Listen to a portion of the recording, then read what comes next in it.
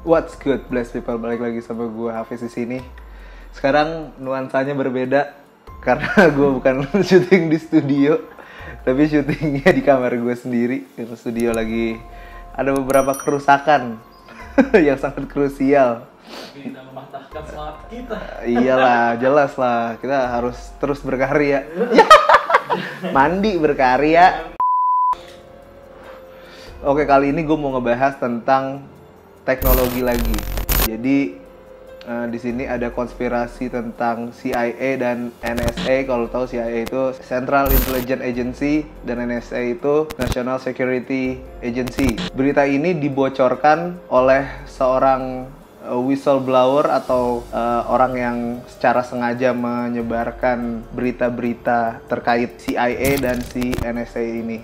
Dia itu bernama Edward Snowden. Jadi gue bakal ngebahas sekilas tentang siapa sih Edward Snowden ini. Edward Snowden. Edward Snowden. Edward Snowden, the NSA leaker, he is on the run, just as government authorities are charging him with the leaking of classified information. Edward Snowden ini adalah pria yang lahir pada tanggal 21 Juni tahun 1983 di Wilmington, California Utara. Dia merupakan seorang yang ahli di bidang teknologi informasi atau IT lah. Nah, dia dibesarkan oleh ibunya yang bernama Wendy, seorang wakil kepala petugas administrasi dan teknologi informasi di Pengadilan Federal Baltimore, dan ayahnya bernama Lonnie, seorang perwira Coast Guard yang tinggal di Pennsylvania. Pada awal karirnya, pada bulan Mei tahun 2004, Edward Snowden menghabiskan 4 bulan pertamanya sebagai tentara angkatan darat. Karirnya sebagai tentara angkatan darat berhenti sejak September 2004 karena dia mengalami insiden jatuh dari atas kasur tingkat. Jadi dia tidur di atas pas lagi ada calling untuk persiapan gitu. Dia turun, dia jatuh, kakinya patah. Nah, akibat kecelakaan itu, Edward Snowden nggak bisa meneruskan karirnya di tentara angkatan darat di Amerika Serikat. Setelah dia gagal untuk melanjutkan karirnya di Akademi Militeran Amerika Serikat, dia melanjutkan karirnya sebagai seorang IT di University of Maryland pada tahun 2005. Nah, kemahiran seorang Edward Snowden di bidang IT dikembangkan atau dia mengembangkan dirinya secara otodidak. Dan bahkan hal yang mengagumkan buat gue adalah dia hanya lulusan SMA dan gak ngelanjutin ke jenjang perkuliahan atau universitas. Dengan bekal kepintarannya, hal itu yang membuat Snowden direkrut oleh Central Intelligence Agency atau CIA dan bertugas sebagai spesialis keamanan teknologi informasi. Dan khususnya untuk keamanan teknologi informasi di Amerika Serikat. Nah, pada tahun 2007, CIA menempatkan Edward Snowden untuk bertugas di Geneva, Swiss dengan status diplomatik, dan itu hanya bertahan selama 2 tahun. Edward Snowden memutuskan berhenti dari pekerjaannya di CIA karena alasan tertentu. Nah, saat berusia 29 tahun, setelah Edward Snowden berhenti menjadi seorang CIA, Edward Snowden melanjutkan karirnya yang bertugas sebagai kontraktor swasta untuk NSA dan bertugas untuk perusahaan komputer dan fasilitas militer Amerika di Jepang pada tahun 2009. Karir seorang Snowden bisa dikatakan berakhir saat penugasannya di Hawaii. Tidak sampai 3 bulan kerja, Snowden berhenti dari pekerjaannya itu. Kenapa dia berhenti? Nanti ada alasannya kenapa dia berhenti.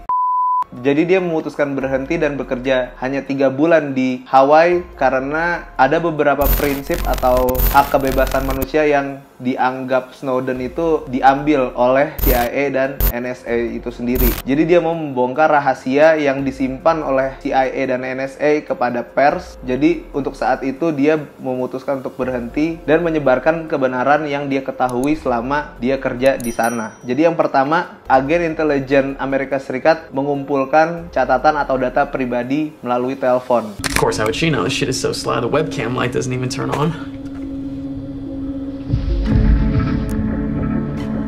Skandal itu pecah pada awal Juni 2013 ketika surat kabar The Guardian melaporkan bahwa Badan Keamanan Nasional Amerika Serikat atau NSA mengumpulkan catatan telepon puluhan juta warga atau orang Amerika Serikat. Laporan itu diungkapkan juga di Washington Post bahwa NSA menyadap langsung ke 9 server perusahaan internet termasuk Facebook, Google, Microsoft, dan Yahoo untuk melacak komunikasi online dalam program pengawasan yang dikenal sebagai PRISM. Nah, yang kedua ada skandal dari Government Communication Headquarters atau GCHQ yaitu Badan Intelijen Cyber dan Keamanan Terkemuka Dunia di Inggris, dengan misi untuk menjaga keamanan Inggris. Berita skandal GCHQ ini menyebar pada tanggal 21 Juni 2014, ketika lagi-lagi The Guardian melaporkan bahwa agen mata-mata Inggris itu menyadap kabel optik yang membawa komunikasi global dan berbagi sejumlah data dengan NSA, yaitu mitranya di Amerika Serikat. Nah, mereka menggunakan optic nerve yang mampu mengaktifasi kamera seseorang tanpa diketahui oleh si pemilik gadget tersebut atau pemilik kamera tersebut. Optic nerve ini adalah program pengawasan massal yang dijalankan oleh Badan Intelijen Inggris, yaitu Government Communication Headquarters tadi, dengan bantuan dari National Security Agency atau NSA. Mereka mengumpulkan gambar webcam pribadi dari para pengguna internet saat mereka menggunakan aplikasi webcam. Jadi kalau misalkan di HP gue ada kameranya nih, ini NSA bisa ngeliat nih kalau kita lagi syuting, dan melalui kamera ini NSA bisa tahu nih kalau gue lagi syuting YouTube. Bahkan dari mikrofon pun juga bisa. Iya, bahkan dari mic ini pun dia juga bisa dengar. Nah, hal itu yang ditentang oleh Edward Snowden, karena itu udah masuk wilayah privasi orang-orang banyak gitu, makanya dia keluar. Alasan Edward Snowden keluar adalah program buatannya sendiri, yaitu Epic Shelter. Epic Shelter sendiri dibuat pada awalnya agar data-data di sebuah negara tidak hilang begitu aja, jadi ada backup datanya dan bisa memata-matai sebuah negara melalui drone. Tapi pemerintah Jepang tidak setuju karena itu termasuk pelanggaran hukum, katanya gitu. Tapi karena ada kepentingan di Amerika Serikat, NSA tetap memata-matai negara lain dengan cara memasuki jaringan komunikasinya, lalu dilanjutkan dengan memasuki jaringan infrastruktur, lalu menanamkan program ke dalam pembangkit listrik, ke bendungan, ke rumah sakit, dan lain-lain yang ada di negara tersebut. Jadi infrastruktur yang ada dari listrik, apa misalkan tenaga angin dia punya, misalkan dia punya, ya ibaratnya kalau di sini ada PLN, Pertamina, segala macam, dia masuk ke jaringan itulah kalau di Indonesia. NSA mempunyai ide tetap memata-matai negara lain, karena jika suatu saat negara-negara tersebut udah bukan sekutunya Amerika lagi, artinya NSA bisa memadamkan seluruh negara atau negara mana yang udah bukan bagian dari sekutu Amerika Serikat. Gokil, ngeri banget nggak tuh? Jadi lu dimatiin, saklarnya gelap, satu negara tuh mati. Ya, itu dia alasannya kenapa Edward Snowden keluar, karena program yang dibuatnya sendiri. Awalnya bagus sih, emang buat Ngintai musuh. enggak, ya emang ngintai musuh ya nggak apa-apa dong, sebagai bentuk, namanya juga NSA, National Security Agency. Tapi kalau anjir tiba-tiba kepentingannya kelewatan, ini mah parah. Dengan negara untuk tidak melepas negara-negara lain. Iya, biar nih sekutu nggak main samping lo sama gue lo, padam listrik lo besok. Nah, program malware NSA ini ditanam di berbagai negara, yaitu salah satunya Jepang, Meksiko, Jerman, Brazil, Austria, China, Rusia, Iran, Venezuela, and so on. Banyak deh pokoknya. Itu salah satu negara-negara yang disusupi dengan malware tersebut. Nah, Snowden juga ditugaskan untuk melacak semua pemimpin pemerintahan di industri seperti kesepakatan dagang, skandal seks, jalur komunikasi diplomatik, agar mereka mendapatkan keuntungan dalam negosiasi G8. Sekarang udah G20, jadi waktu itu masih G8, jadi masih 8 negara. Nah, selain agar Amerika mendapatkan keuntungan dari negosiasi di G8 tersebut, Amerika juga mau mempengaruhi perusahaan minyak di Brazil dan membantu melenyapkan para pemimpin keras yang ada di dunia ketiga. Maksudnya dunia ketiga tuh negara-negara kayak Zimbabwe mungkin, yang gitu-gitu, yang negara yang konflik yang bisa dijajah. Yoi. Nah, pada akhirnya Snowden menyadari bahwa program yang ia buat bukan hanya untuk perlindungan Amerika dari teroris. Teroris salah satu alasannya, tapi ternyata program NSA ini digunakan untuk pengendalian ekonomi dan sosial. Dan satu-satunya yang harus dilindungi adalah supremasi Amerika Serikat government. Tapi katanya ini program udah nggak ada, tapi nggak tahu. Emang Snowden doang yang bisa buat? Gila kali. Nah, NSA nggak hanya melacak target musuh, tapi mampu melacak lebih dari itu. Misalnya musuh Amerika adalah Osama Bin Laden. Nah, si Edward Snowden itu bisa ngelacak dari kontaknya Osama Bin Laden tersebut. Jadi dia bisa ngelacak sepupunya, temen sepupunya, teman-temannya, sepupunya. Jadi hampir seluruh orang yang berkaitan dengan Osama Bin Laden itu bisa dilacak dari Epic Shelter tersebut. Sampai-sampai pada saat itu NSA benar-benar melacak semua ponsel di dunia. Gak peduli siapapun, semua harus terlihat dari database yang dapat dipantau kapanpun dan dimanapun. NSA is really tracking every cell phone in the world, no matter who you are. Gila. Itu lo habis kontak-kontakan sama siapa? Bisa lo kontak-kontakan sama gue nih. Iya. Handphone. Nah, gue bisa kelacak nih dari gue nih. Iya, teman lu bisa kelacak juga. Waduh, banyak banget. Sampai dosen gua, anaknya dosen gua juga bisa. Misalkan Edan sih. Ya, jadi ini yang membuat Edward Snowden akhirnya jadi whistleblower di media The Guardian tersebut. Nah, ada kutipan dari Edward Snowden, jika Anda mementingkan keamanan data saat menggunakan ponsel, katanya nih ya, bukan kata gue. Mungkin Anda harus melupakan komponen kamera dan mikrofon yang terpasang pada smartphone kalian. Setidaknya itulah cara yang saya lakukan. Jadi Edward Snowden mencopot komponen kamera dan 3 mikrofon yang umumnya terdapat pada smartphone. Nah, kemungkinan orang-orang kan gak bakal mau ya nyopotin kamera ya kali. Lu beli baru.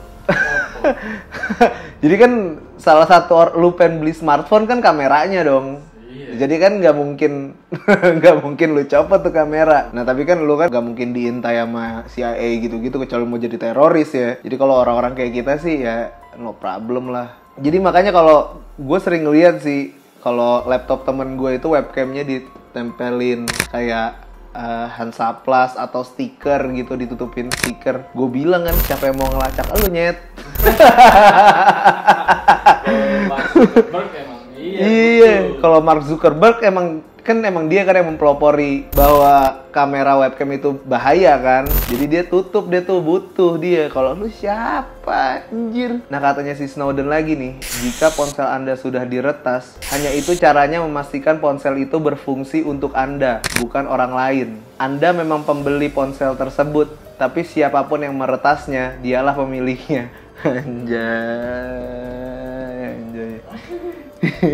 Jadi ponsel gue bukan punya gue nih, udah punya orang lain tuh.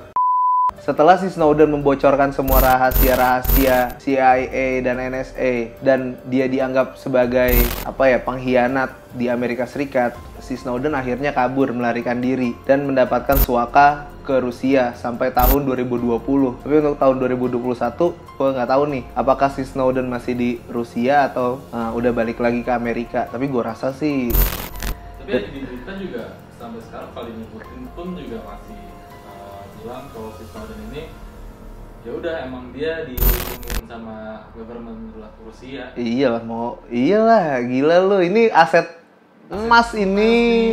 Kecil ini nih. Iya, nggak bisa dianggap remeh. Jadi buat kalian yang punya handphone ya hati-hati aja lah kalau misalkan lagi nonton bokep gitu. Jangan terlalu ke bawah gini. Muka aja maksudnya. Iya, bisa suka ketahuan cuy. Jadi kalau kalian Jadi kalau mau yang lebih jelasnya, lu pada bisa nonton film judulnya Snowden. Jadi di situ dijelasin sih semuanya. Gimana dia masuk dari awal sampai gimana dia akhirnya berakhir di Rusia dan dapat suaka di sana. Di situ dijelasin semua. Ya buat Indonesia semoga ada teknologi kayak gini ya. Ya nggak sih? Udah ada nggak sih dipakai, cuma beda aja programnya. Tapi gue nggak tahu sih BIN kayak gimana. BIN kan namanya badan intelijen nih. Rahasia. Tapi ada nggak? Iya nggak tahu sih gue. Melacak-melacak orang kayak lu nih. Kayak contohnya si ini deh, siapa dulu bandar narkoba. Freddy Budiman. Mungkin dia tracknya bisa kelacak lewat situ. Iya sih, ya teroris gimana bisa ketangkep cepet banget kayak gitu ya kan? Katanya kan pakai dukun ya, ya kali sob. Gue nggak percaya dukun. Iya sama, gue nggak percaya hal-hal mistis begitu sih. Ya udah segitu aja. Kalau lo suka sama kontennya, lo boleh komen, like, share, apapun itu deh, bodo amat. Terus lo bisa ngasih ide apa yang harus gue bahas seputar apa kayak konspirasi, teknologi, pembunuhan, apa kayak apapun itu. Ya udahlah, segitu aja. Gue Hafiz di sini. I'm signing out. Peace.